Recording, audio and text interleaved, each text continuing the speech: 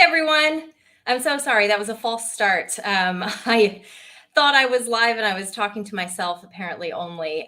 Welcome to Fall Semester Wine School. This is the fourth episode, and we are drinking today the William Chris Vineyards 2018 Tempranillo from High Cross. So go ahead and get some in the glass. I see y'all jumping on now. So welcome. I'm sorry I was just a little bit late. I thought I was live and I was just talking to myself before I realized that I hadn't actually pressed the live button. So we're drinking Tempranillo tonight. I am in major need of a glass of wine. So let's get wine in the glass immediately and just start drinking it and not think too much about it today before we get into our discussion. So as always, tell me who you're with, where you're calling from, what you're drinking tonight. If you have this Tempranillo, awesome. If you don't have the Tempranillo, grab something, put it in a glass, any kind of glass.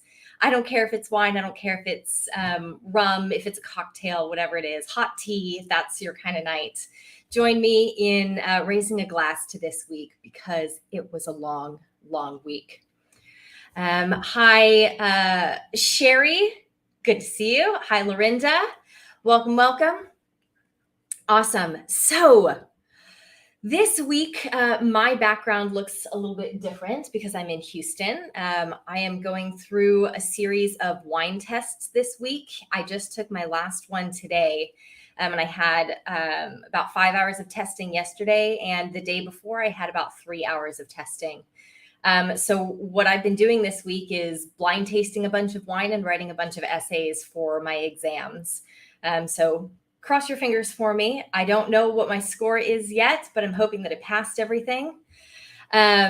And we have a really interesting topic planned for today. And I picked this topic because I knew I was going to have gone through 3 full days of testing. And I wanted to be able to impart some of my very, very practiced palate this week with you guys and help you get that much more out of your glass this week. Hi, Alta. Hi, Kirsten. Drinking the 19 Tempranillo High Cross, which is awesome. We can compare notes on the 18, which I have in my glass. Michelle and Ray, good to see you guys again. John, good to see you. And Lynette, welcome. It's okay that you're drinking Par Tempranillo. That Par is amazing, isn't it? Thank you all. Yes, I think my exams went well. I tasted 12 wines blind today, and it was tough. I am very, very tired. So before we get into what we're going to talk about today in wine school, let's raise a glass, have a good drink, and just let the wine wash over us and make us happy.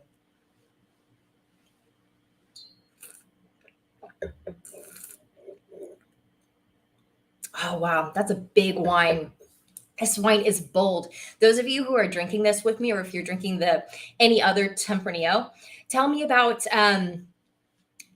this wine. To me, it's really big. It's really jammy. It has a lot of spice notes and it has a lot of tannin. Today, we're going to dig really deep into this wine, and I'm going to try and help you guys tap into what you're perceiving from the wine and then what is actually there. So the theme for today's tasting is perception versus precision.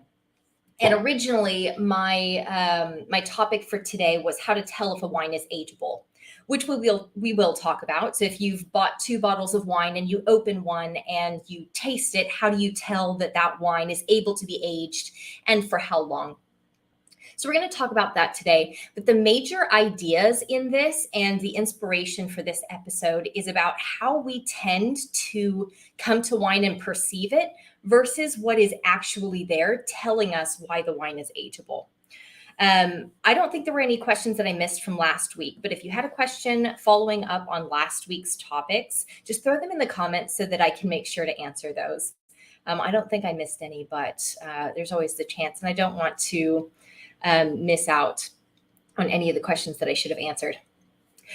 So thus far in wine school, we have all learned about how flavor comes into the glass and why a wine will hardly ever taste like grape, but can taste like a ton of other things.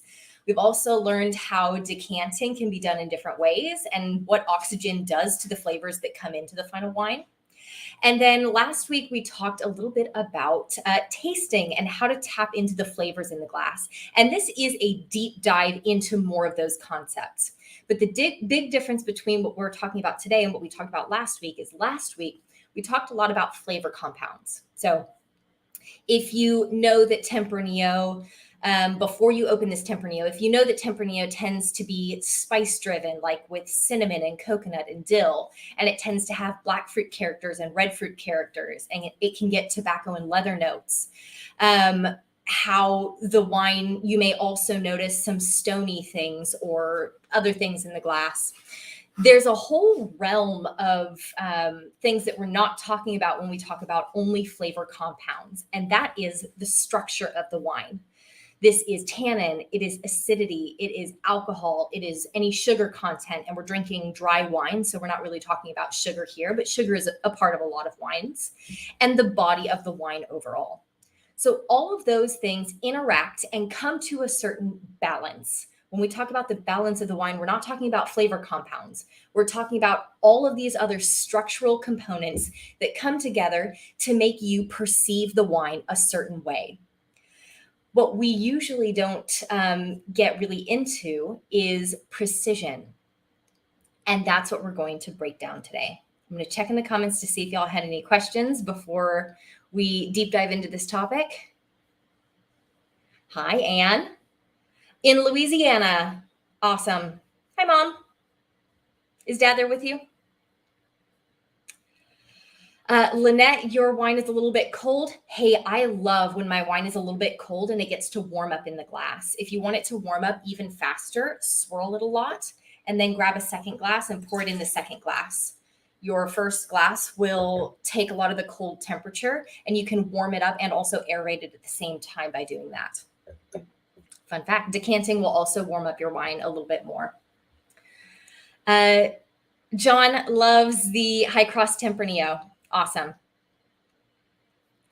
Tell Dad to bring his beer and come watch. He can probably learn a little bit about wine while drinking beer. That's how winemakers do it, is usually they're drinking beer and making wine.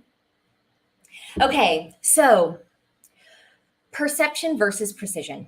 So the mistake that people who don't know too much about wine and come to a wine tasting class and immediately start tasting, the big mistake that I often see is that people will taste the wine and say, this wine seems tart. This wine seems bold. This wine seems very alcoholic. That is the original perception of the wine. And this is the first instinct that we have in how to talk about the wine. But it is often not very precise. So when we talk about wine being tart, that is a term for perception. Our perception of the wine is that it's tart. But there is also a concrete level of acidity in the wine. And just because a wine is perceived as tart or bold or alcoholic or dry does not mean that it has high acidity or high alcohol or high tannin. So how do we get to the point where we can tell the difference between the balance that we're perceiving here and what is precise about the content of the structural components, which include body, tannin, acidity, alcohol, and sugar? It takes a trained palate. But today I'm going to talk with you about how you can tap into the accurate, precise levels of alcohol, tannin, and acidity. And this will help you not just perceive the balance of the wine, but get precise about each of those components, which will ultimately, what precision does for us when we can tell how much acidity is there and we can tell how much tannin is there. This is what helps us determine how ageable the wine is. And it also helps us food pair.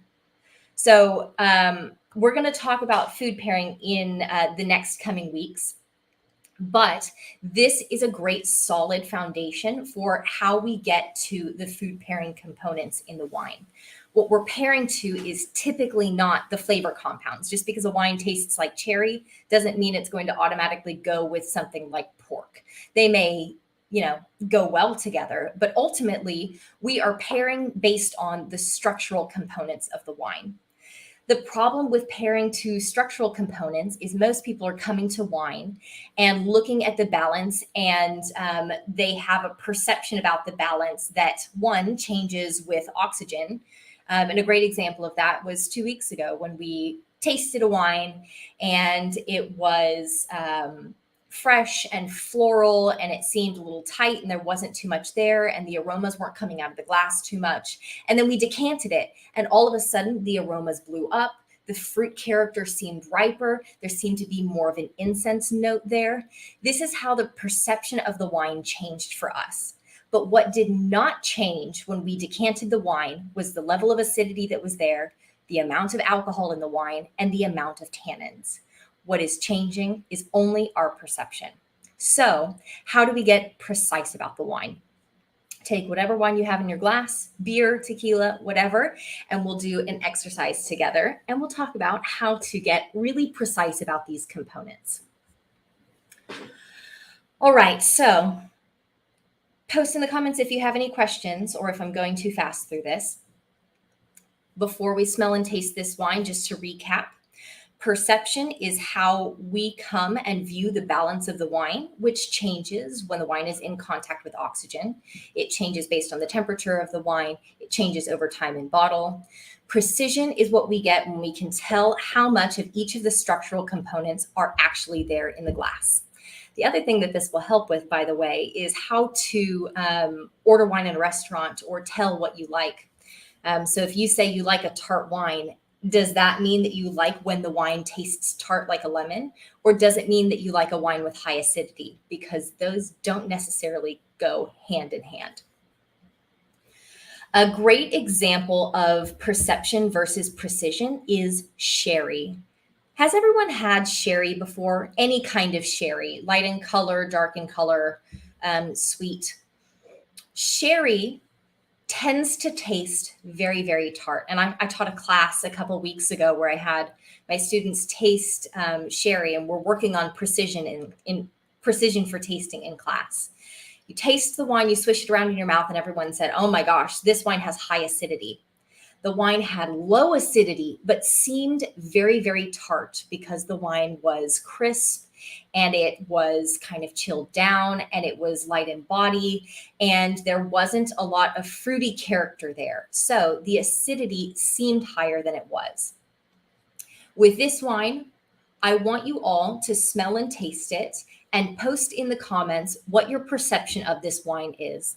Is this wine balanced to you? I already said the wine is bold to me, but what else are you perceiving about this wine?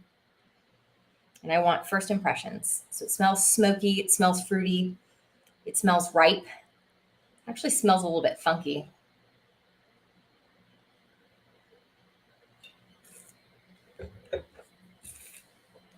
And the taste, it tastes really tart. It's very, very tart. It's bold. It's dry. It's drying my mouth out. So to me, this seems like a really, really bold wine. And what you can't do with that initial perception is tell how ageable the wine is. I think people often think that coming to the wine and tasting it for the first time, you're automatically going to be able to tell, if you know enough, how ageable the wine is. Okay, in the comments, I see funky, lots of funkiness with Tempranillo, which is totally true. No matter how it's made, Tempranillo is often just a funky wine. Very tart. It smells smoky. Yes, it tastes really tart and it dries the mouth out. Yes, absolutely. We're tasting tartness. We are registering that there is dryness and that the wine is a little bit bitter. Already, these are signs that the wine would be great for decanting. Remember, we talked 2 weeks ago about how decanting the wine will allow oxygen to interact and soften the wine. I would assume that decanting this wine would make the acidity seem lower. It would take away that tart edge. And I would also feel that the fruit character would come out and maybe the alcohol would seem a little higher and maybe the wine would have more texture if it was decanted and the tannin would soften. And in that way, we can change our perception of the wine with decanting, a wonderful, wonderful tool. Now, How to get precise about what the actual tannin and acidity levels are. Oh, Mona, I'm just going to catch you up. We're talking about perception versus precision today. So, perception is how you react to a wine immediately, what the balance of the wine seems. And then precision is about how to accurately identify how much of each structural component is present in the wine. And we're going to go through those. We're going to go through those now, starting with alcohol content. Now, I know that we can all look on the back of the bottle and tell the alcohol content. Sometimes when we're drinking a wine, we notice that the alcohol is there. We breathe in, we breathe out. We feel like our mouth is on fire. There are certain things that can make alcohol seem higher in a wine. And this is a lot of fruitiness in a wine.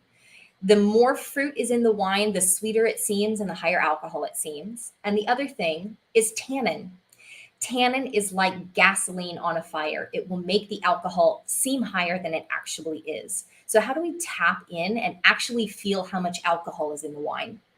Now, I did not look at the alcohol content of this wine so that I could blind tell you what the alcohol seems like.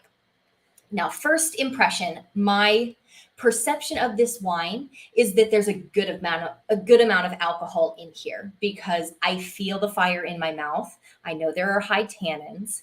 So to accurately determine how much alcohol is in here, I'm going to take a sip. I'm going to swallow just a little bit of it. And then I'm going to breathe in and then breathe out really deeply. And I'm going to pay attention to what it feels like in my chest. And the reason I'm paying attention to this is because everyone's body diffuses alcohol when you breathe in and breathe out. The diffusion of alcohol feels like warmth or heat, which is why when you're drinking a lot of those spiked coffees around Christmas time, you feel a lot of burn here because you're consuming a lot of liqueur. You feel this with gin, with vodka, lots of liquor. Yeah, if you ever take shots, you know what the burn feels like. With wine, it's a little bit more subtle, but if you really pay attention, you can tell how fast your body diffuses the alcohol, and that will tell you where the alcohol range is. So if I take a sip of this wine and I breathe in and breathe out and I don't notice anything, the wine is likely low alcohol, below 11%, which is pretty low for a wine. If I feel a little bit of a burn, like I can tell there's alcohol in it, but I don't feel a ton, it's typically medium alcohol. But if I breathe in, breathe out, and I feel the burn here, I'm drinking a high alcohol wine.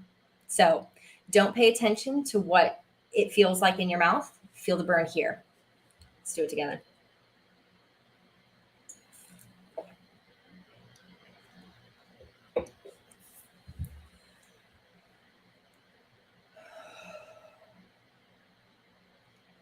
This is a medium alcohol wine. So when I did that breathe in and I breathed all the way out, on the last part, I felt just a little bit of a burn, but I didn't feel as strong of a burn as I would have expected. If I just sipped this wine and didn't try to really pay attention to the alcohol, I would have said this is probably high alcohol. But after doing this exercise, breathing in, breathing out, I feel that this is around 13%, right at that midpoint, maybe 13.2, maybe 13.5, but definitely not higher than 14%. If you have the bottle with you, you know whether I'm right or not. 13.1% alcohol. So this is not a high alcohol wine. It is bold for other reasons, making the wine seem more alcoholic than it is. I already knew that because of how the tannins are drying out my mouth, that the alcohol seemed more exaggerated, making the wine perceived as higher alcohol. But after paying closer attention, I noticed it a little bit less. You can also tell by how rosy your cheeks get. Yes, Mona. If your cheeks are getting rosy, likely high alcohol. There are a couple things that the alcohol content tells me about this wine. First is that it's medium alcohol, and so I'm planning to pair this with something that has medium weight to it. When we're talking about food and wine pairing, alcohol is a big defining character for how bold your dish could be. So maybe a char-grilled steak would be too intense for this, but maybe pork chop would be perfect. Maybe a filet mignon would be perfect. So I already know the weight of what my dish should be. The second thing that this is telling me is that I can drink more of this wine than a higher alcohol wine before I get too tipsy to drink anymore. I tend to go for medium alcohol wines or lower because I get the benefit of feeling like I'm drinking something full bodied and rich and high alcohol here without, feeling too tipsy too soon. I like that I can sip on this for longer without getting wasted by it. The third thing that it tells me is that this is the perfect alcohol content for aging a wine.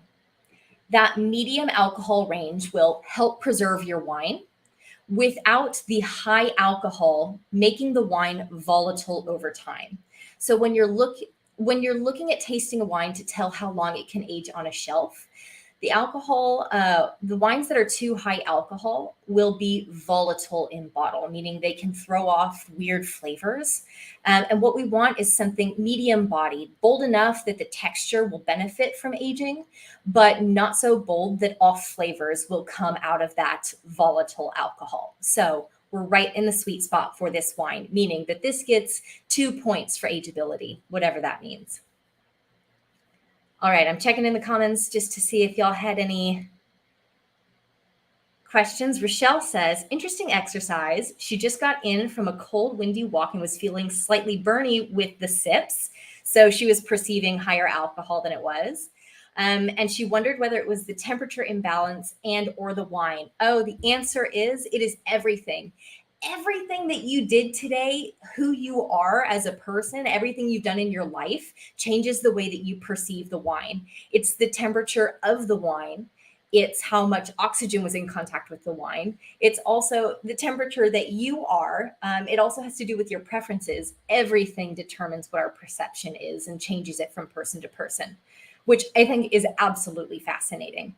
When we get precise about wine is when we can all understand that we're tasting the same wine. And even though everyone's perceiving it differently, I have the same amount of acidity and alcohol in my glass as you guys do out there, assuming y'all are tasting the same wine. Awesome. Okay, so we determined the alcohol content. Now let's look at the tannins. So tannins, Tannins, is that bitter, chalky feeling that you may have on your teeth anytime you drink a red wine. All grape varieties have different levels of tannins in the skin. And where tannins come from is from plant matter. So tannin is common across many, I don't know if all plants, but many plants, including in the skins of grapes. It's present in sticks and wood. It's present in tea leaves. So if you oversteep tea and you notice that it gets more chalky and bitter, that is the tannin content increasing. And you also find it in bitter forms like in coffee and chocolate. So it's present in tannin. It is a huge part of red wine only and very few white or orange wines and a little bit in rosé. But mostly when we're making a red wine, we are extracting a certain amount of tannins. Now, tannins can both be perceived and precise in different ways. And this has to do with, one, the amount of tannin. So we can get precise about how much tannin is in there. But what makes us perceive tannin differently is the texture of the tannins. And this is when we get into advanced stuff. So when we're looking at all of these wines, some may seem higher or lower than others because the tannins are sometimes soft and silky, and sometimes they're finely grained like sand, and sometimes they're chunky and really grippy, and they just hold onto your tongue and they won't let go. The amount of tannin doesn't change here, but the texture is changing and making the tannin seem higher or lower. If you're looking at the same wine, say this 2018 Tempranillo from High Cross versus this wine 10 years from now, the tannins in this young wine are going to be more grippy, more stacked, more intense. And then 10 years from now, the same tannins will seem softer. And that is because age in bottle is making them perceived to be lower. Now let's see how much tannin is actually in here. So we know that the texture of this wine is grippy tannin. It's sticking there. Anyone who's drinking this wine with me or any other Tempranillo is likely getting really, really firm, really, really, they're not bitter. They're sticky tannins. They're sticky. They're almost green. They're very lively. Now, when we taste this wine, to get precise about the amount of tannin, we have to pay attention to where the tannin sticks on our mouth. So when you take a sip of your wine, swish it around your mouth and make sure you get it on the top of your teeth and above your gums. This is where you want the tannin to stick to be able to tell how much exactly is there. If the tannin sticks only to your tongue and it doesn't stick to your teeth, or you pass your tongue over your teeth like this, and you can wipe off the tannins, that is low tannin content. You don't notice it much and it doesn't stick on. If the tannin reaches up to your teeth and you feel it sticking to your teeth, but it doesn't quite reach your gums and it's not sticking to your lips, that's likely medium tannin, especially if you can pass your tongue over your teeth and the tannin mostly stays there. You have a medium tannin wine. And then your high tannin wines come when you swish the wine around your mouth and the tannins stick not just to the top of your teeth, but they're on the sides of your tongue and they're on the top of your gum up here, and they even stick to the underside of your lip. When I have tannin on the underside of my lip and when I pass my tongue over my teeth and try and wipe it off, and I still notice the tannin is holding there, this is when I know I have a high amount of tannins in my wine. So let's taste this wine. Make sure you swish it around, get it like scope all over your mouth, then swallow, and tell me where the tannin level is on the wine that you're drinking.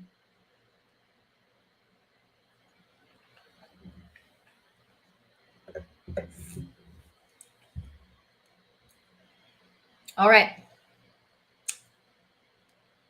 So these tannins I know are gripping really hard, but I only feel them on my teeth. And when I pass my tongue over my teeth, they largely go away. So we have a medium tannin wine here. This wine that seemed really high alcohol at first and seemed to have high tannins is actually a medium alcohol, medium tannin wine, just with really firm, grippy tannins. That's a lovely thing. This tells me two different things. One, medium tannins are good with a medium amount of fat in a dish. So that pork chop that I was going to pair this wine with, based on the weight of the alcohol, I now want to add a light cream sauce to. I don't want a big ribeye with a vein of fat running through. I just want a light cream sauce to complement the tannin content here. The other thing that it's telling me is how much more ageable this wine is. High tannins mean that your wine can age for longer. Low tannins mean that your wine may not age for quite as long. Medium tannins mean that the tannins will soften with age, but the tannin content won't necessarily hold the wine for a lot longer. So we get 1 point for ageability with this medium tannin wine.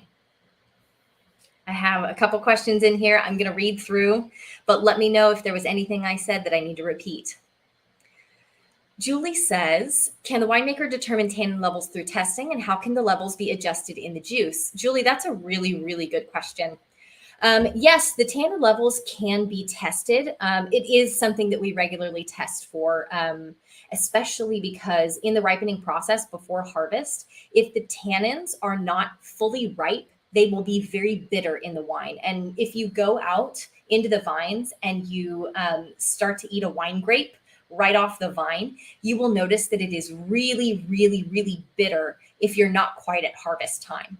Around harvest time is when the tannins will still be really, really strong, but they'll taste ripe. And there's a specific character for ripeness that tannins taste like.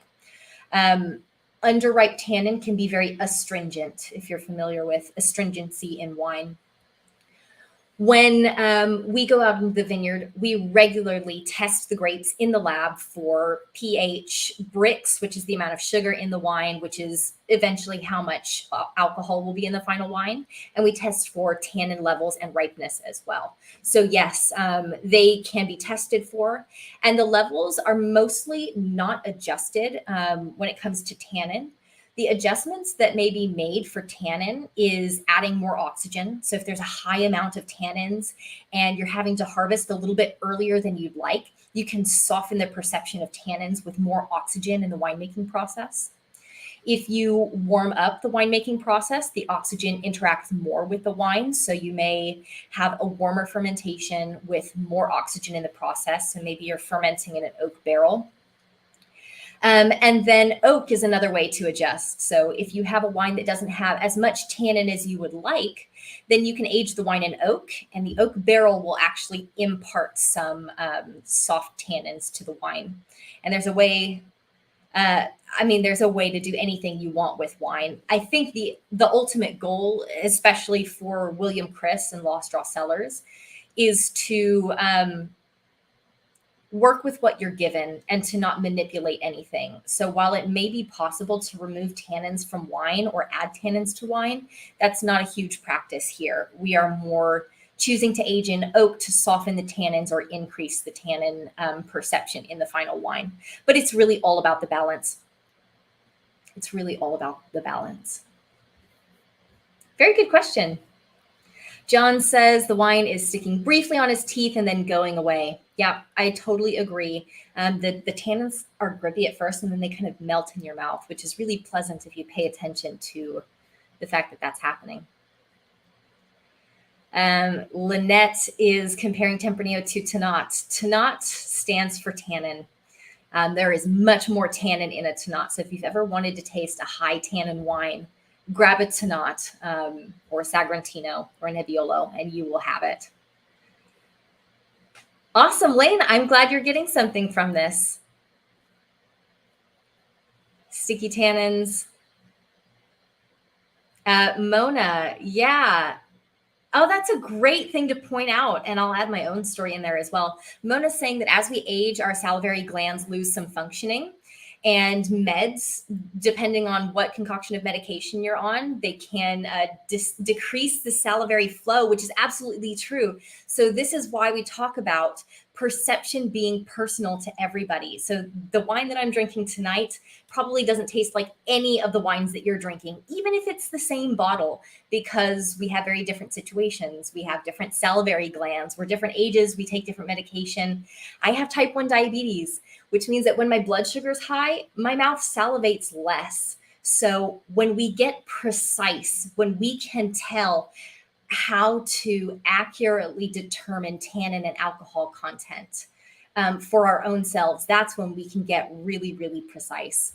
I find that very, very interesting because it's so different from person to person. No, Mona, that's not too much information. I think that's a great point. Awesome. I hope that everyone is realizing how personal wine is and that you're all reveling in it. I wish that there was some chart that I could give you all that would give you all the steps to become an awesome taster. But the truth is that it's a personal journey for everyone based on your entire life and everything that's gone into raising you the way that you are. We're all too unique to taste wine the same way. And this is the beauty of it. We get to have long conversations over a glass of wine and learn more about how to tap into it with our own selves. All right. So the final structural component that we're going to talk about today is acidity. Acidity is so important. Even if you feel like you're not someone who likes tart things or acidic things, like maybe you're not the person who cuts open a lemon and then just bites on it and sucks on it like I am. I love doing that. Maybe you don't think that you like acidity, but believe me when I tell you there is acidity in every single wine because it's a fruit. There's acidity in all of our fruits, and the perception of acidity is it changes so greatly based on ripeness of fruit and the content of sugar and the amount of tannin that's in the wine, and also based on how much our mouth salivates based on several different factors. When acidity is too low in wine, this is when we call a wine flabby. So take a wine that you've had before, it didn't taste tart to you. I guarantee you there was acidity there. The acidity, what it was doing to that wine that didn't taste tart, was making the fruit seem more alive and intact. If the acidity was taken out of a wine, the fruit would seem so flabby and sweet that it wouldn't be enjoyable anymore.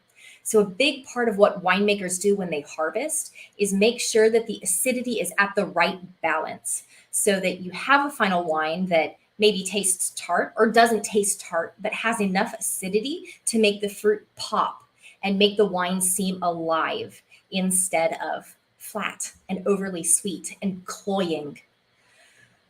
So maybe you've had a wine that tasted tart to you before. This does not mean high acidity, like my example with sherry earlier. The perception of acidity can be decreased by decanting the wine, adding oxygen, and making the acidity appear more integrated in the wine. But how do we accurately identify how much acidity is in a grape? And also worth noting, each grape variety, like having different levels of tannin in the skin, has different amounts of acidity that it is regularly harvested at. The other thing that affects acidity is how ripe the grapes are. So in a warmer climate, like in Texas, the acidity will fall a little bit lower. And in cool climates, like in Sancerre or Chablis or Champagne or many, many other countries, Canada has a really cool climate, some places in Argentina and Chile, etc. In cooler climates, the acidity will be higher in the grapes, depending on the grape variety. The way we can perceive this is through saliva. It is salivation. So whereas the tannins, we were allowing the tannins to stick to our mouths and then wiping them off, acidity is about how much your mouth is watering. And what's so funny is that we often don't notice how much our mouth is watering. And I'll sit with people in a class and I'll say, okay, taste this wine and tell me where the acidity is. And they'll be sitting there thinking really hard and they'll be like, I think it's low, but then they'll be drooling onto the table and they'll be swallowing saliva as they're saying it, not paying attention to how much their mouth is actually pooling with saliva. And this has to do with how difficult it is to really nail down acidity with so much else going on. If the wine seems really tannic, your mouth feels really dry, you don't notice how much you're salivating. So this takes a lot of precision in order to get very accurate about the level of acidity. So taste the wine with me. I know it tastes tart, but open your mouth after you've tasted the wine. Make sure you get the wine on the sides of your tongue and just allow your mouth to pool with saliva. Then swallow and open your mouth again and allow your mouth to fill with saliva again.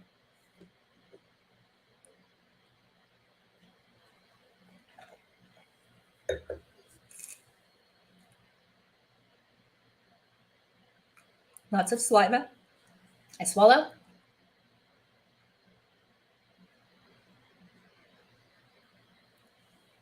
My mouth is still filling with saliva, but it's not pulling up as much as it did at first.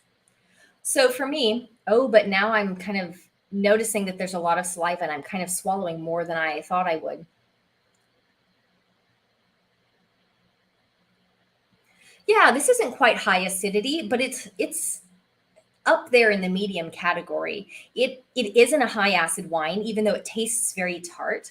This wine has about medium acidity because I let my mouth pool with saliva and it pooled pretty quickly. And then after I swallowed and tried that again, it didn't continue filling up. If we had a low acid wine, our mouth would struggle to fill up with saliva at all. We wouldn't notice a lot of water happening. When it's medium acidity, it does what this wine did. And when it's high acidity, your mouth just won't stop watering. And this is what happens with things like Riesling or Sauvignon Blanc. Cabernet Sauvignon is a high acid grape. You don't often notice the high acidity in Cabernet Sauvignon because it also has full body and high tannin and a lot of fruitiness. But next time you try a Cabernet Sauvignon, notice how much your mouth may be watering, just depending on the producer and where the grapes are grown. But it's a high acid grape. So there are two things that the acidity level of this wine is telling me. One is that a medium plus-ish acidity will be so good with something sour and with something, mostly with something sour. So if I had a lemon cream sauce over my pork chop, that is what would complement this wine really, really well. So with food pairing, when we look at the level of acidity, it tells us how much acid the food should have in it. The second thing that this wine is telling me is that the wine tastes tart at first, but the acidity isn't quite as high as I thought it would be based on how much acidity I perceived at first.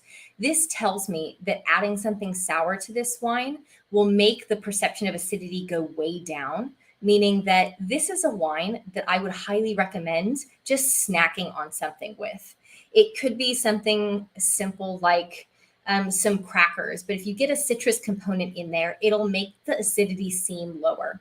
The other thing that could help is decanting. And I already mentioned that the perception of acidity will integrate more once we decant and boost up the body and fruitiness of the wine. It'll just kind of hide that tartness a little bit easier with decanting. So, oh, Mona, good question. What sour Halloween candy do you recommend? I think with Tempranillo, I was pairing Almond Joy because almonds have acidity and fat in them. And so the fat component will complement the tannins, and the acidity in the almond will complement the acidity in the final wine. Also, coconut and Tempranillo go really well together because Tempranillo is so spice driven and smoky. And I just think chocolate and coconut go really well with Tempranillo. But other sour Halloween candy, Sour Patch Kids is such a good go-to because there are so many different colors of the Sour Patch Kid candy, and each color pairs to a different wine. So blue Sour Patch Kids with this one because there's kind of blueberry, blackberry notes. Oh, I think the red one would also go really well with this. But then that salty sour coating on the outside, I think will make this wine seem, much lower in acidity. It'll really soften the tannin, and then you'll have a super fruity, really lush wine with Sour Patch Kids. All right, I have a couple questions in here I want to make sure I get to. Kirsten, the wine seems dry in the mouth. Is this due to the tannins? And you've noticed that with most Tempranillo. Yeah, Tempranillo is known for having medium to medium plus tannins, but not necessarily high tannins. What I notice with Tempranillo is that Tempranillo is often aged in oak, and the tannins when the wine is young seem really, really grippy. So I would say this more has to do with the texture of tannin in the Tempranillo grape and how the wine is treated in the winemaking process, increasing the perception of tannin. But it doesn't necessarily have to do with how many tannins there are, because this is right in the mid-range of tannin level. But you're right. This wine is perceived as very dry. And I think a lot of Tempranillos are. I think another component of that is that Tempranillo is very spice driven. I mean, it's a fruity grape, but there are a lot of spice notes and herbaceous notes associated with Tempranillo, and that less fruit, more other stuff makes the acidity and the tannin and the alcohol all seem higher. If this was a very, very fruity Tempranillo, you probably wouldn't notice that dryness quite as much. The wine would seem a little bit sweeter, even though it wouldn't be a sweet wine even then. I hope that answered your question. Awesome. Thanks for all the action in the comments, guys. I love to hear what y'all are thinking during this.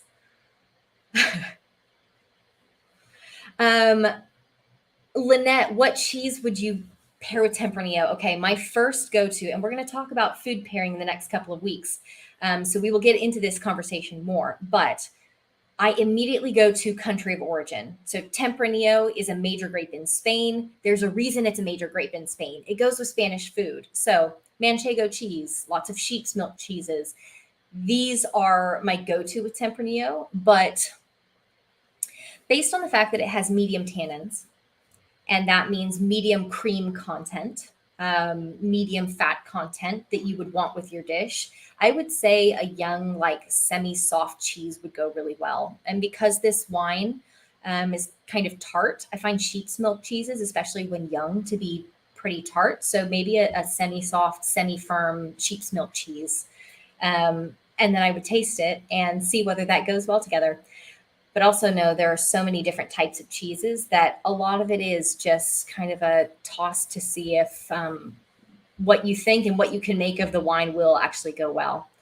Experiment, try a bunch of different things. I guarantee you that something that I wouldn't think of would be really delicious with this wine. But sheep's milk is where I automatically go to with Tempranillo. I've had a lot of success there. And tacos, yes. any highly spiced cuisine will go with Tempranillo, especially this one. This is really, really food friendly. All right, we're at the end of our time, but I have two very important things to tell you. The first is, how ageable is this wine? So our most ageable wines will be medium alcohol, high acid, and high tannin. This is medium alcohol, check, medium tannin, and medium plus acidity. So this wine is not super ageable, but it can age for a little while. So let's say the medium to medium plus tannin will help it go on 3 or 4, maybe 5 years. And then that medium to medium high acidity will extend the age by 3 or 4 more years. And I like to think about ageability of wine in fives. So will this wine go for 5 years? Definitely. You can hold it for 5 years because of that tannin and acidity and because of the medium alcohol. 10 years is where I would cap this wine. I think in 10 years, this wine might be reaching its end. 5 years for the acidity, 5 years for the tannin. I think around 7 or 8 years, this wine will be soft, luscious. It'll have less fruit and more other characters. That spice character will really come through. And I bet when you open this wine in 7 or 8 years and you smell it, it's going to perfume out so much with some really exciting spice and rose characters. And then when you taste it, the acidity won't seem so present anymore. And the tannins will seem really, really soft and luscious. And the alcohol will be very, very integrated. And you'll have a totally different wine that will be right at its peak point, meaning that after the wine peaks, it'll start to go downhill and get more tart again. So that's what typically happens with wine. We'll do this exercise more in future classes, especially when we drink Tannat, which is a highly ageable wine due to high acidity and high tannin. And we don't have a Tannat in the next pack. So the next pack is live. That is my last announcement for you guys. So for the next 4 weeks, and we're skipping Thanksgiving so that y'all can have dinner with your families and not be bothered by me for a week. But for the next other 4 Thursdays, we have a pack ready for you on our website. It is fall semester wine school weeks 5 through 8. And we are talking a lot about food pairing in the next month because we're food centric in November. We're also going to be talking more about tasting technique because it's something that we've been diving into so far. And the last thing we're talking about is how to articulate what you like about wine. So knowing how to get precise about wine and how you like to perceive your wine, then how do you talk to a server about that and get them to bring you something that you actually will enjoy? With that comes 4 wonderful wines. We're drinking a Viognier. We're drinking a Touriga Nacional, which is going to be delicious, by the way. We're drinking, I don't remember. I think there's another Syrah in there. And then Skeleton Key Red Blend, which is my favorite holiday wine. And we'll talk about blends and how they come together. And that's a really, really exciting topic. And then we'll continue on into December. But before then, make sure that y'all continue joining me by picking up your fall semester.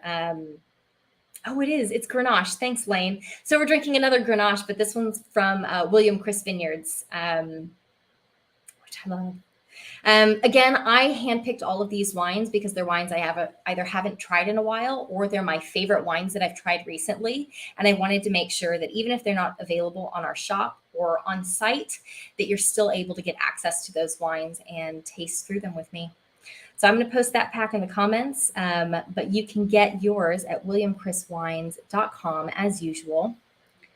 And then in the next, there it is. In the next week or so, if I didn't answer any questions, I know this was a big topic, but if y'all have any questions, y'all can always reach me at kelseykr@williamchriswines.com. I am happy to answer any questions. And a couple of y'all have passed me your questions, and it gives me a little bit more time to respond over email so that I can fully flesh out the topics. We have a bit of limited time on these, so I appreciate any emails that y'all may want to send me. Tracy asked a wonderful question. Are we able to pick these up with your November releases? Well, of course, yes. If you're coming out to the November release parties, you can always pick up some of these wines. So yeah, come to the release parties and order your fall semester wine packs. The pack will be live for about 3 weeks. I'll let you know when it's the last chance to get that. I never want y'all to miss out. And then in December, the last pack, we'll be drinking some really bold reds. So make sure you hang on until then. There were a couple more questions that I'm just going to look through to make sure I didn't forget anything. Patty asked, when tasting wine, what causes a burning in the back of your throat? So you attribute that to tannins. And I would say it's a combination of tannin and alcohol. So tannins can reach the back of your throat, but mostly you notice them on your tongue towards the front and on the top of your teeth. The burning in the back of your throat is likely alcohol, and it's likely a sensitivity that you have in particular. But tannin and alcohol both can cause a burning effect, but alcohol is likely the culprit. And this may be just that you diffuse alcohol faster than some other people. All right. Thanks so much for the great supportive words. Y'all are all so sweet. I have one final question that I'm going to answer before we hop off. Mona asked, am I offering a Texas wine class to receive a certification?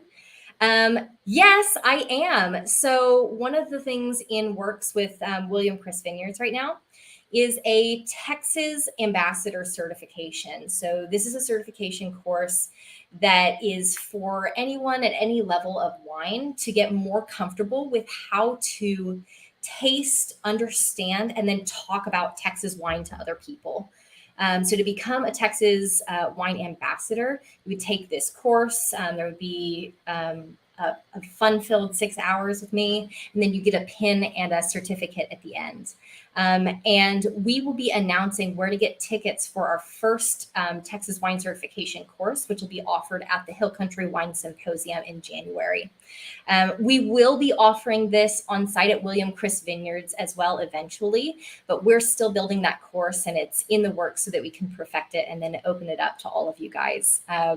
This is a class that's particularly suited to all of the guests that I've been serving for the past 2 years at William Chris, because what we've noticed is that you guys are so educated about wine already and want to know so much more that we can only really give you everything that you want and need by offering an intensive certification course that'll get you really confident with talking about wine to other people in the future. So I'll have a lot more to say about that, especially in the next 2 months. So stay tuned to these. Always watch them back if you're not able to join live. And I'll be announcing all of these classes that are going to start going live in the next couple of months, especially before the spring.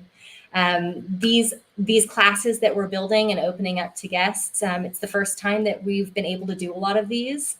And our education department is growing. So stay tuned. I'll have a lot more for you. But Mona, always feel free to reach out to me via email, and I'll give you all of the details and make sure you're first in on the information. All right, guys, I've gone way over tonight. I'm going to drink the rest of this bottle of wine and then take a good long rest after all of my testing. And I hope that y'all have a restful weekend as well. And I will see y'all next week with the Lost Draw Cellars Viognier when we're talking about tasting technique. Get your pack online. I'm going to post it in the comments. And then I'll see y'all next week, and I'll be bright and bushy-tailed. Yes, Mona, the whole bottle. That's what I'm about to drink. All right. Cheers, guys. Be safe, and I will see y'all later. Bye, guys.